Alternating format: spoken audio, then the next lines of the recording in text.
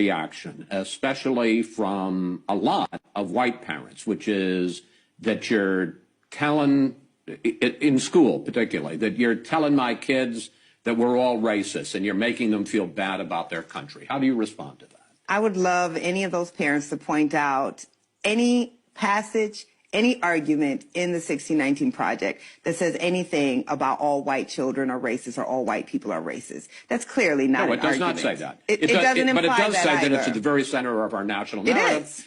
What's your response when people say that you're saying the country's racist and that this is a central part and making them, the kids, feel bad about it? Are you saying parents are wrong? Yes. I think that I don't know how one can argue we were not founded as a racist country.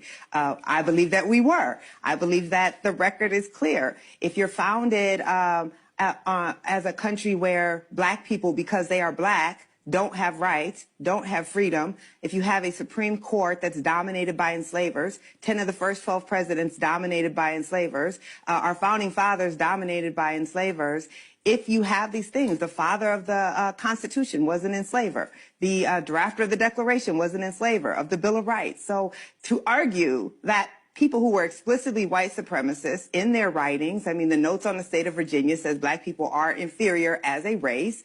That is a racist foundation. This is just a factual rendering to me. Now, does that mean that most white Americans are racist? The project doesn't argue that. But what it does say is that systems of racism that have been set up over centuries don't simply disappear because we passed laws in the 1960s saying you can no longer explicitly discriminate against black Americans.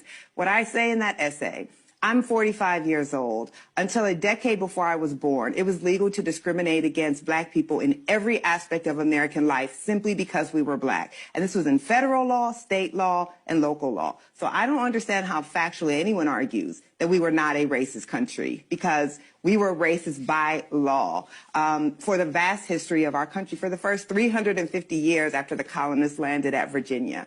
But there's a different argument than saying our country has done some terrible things and saying you are responsible for what our country did a long time ago. Nothing in this project or critical race theory argues that white Americans today bear responsibility for what happened in the past. Though certainly I would argue they bear responsibility for what they are doing about the inequality that this past created.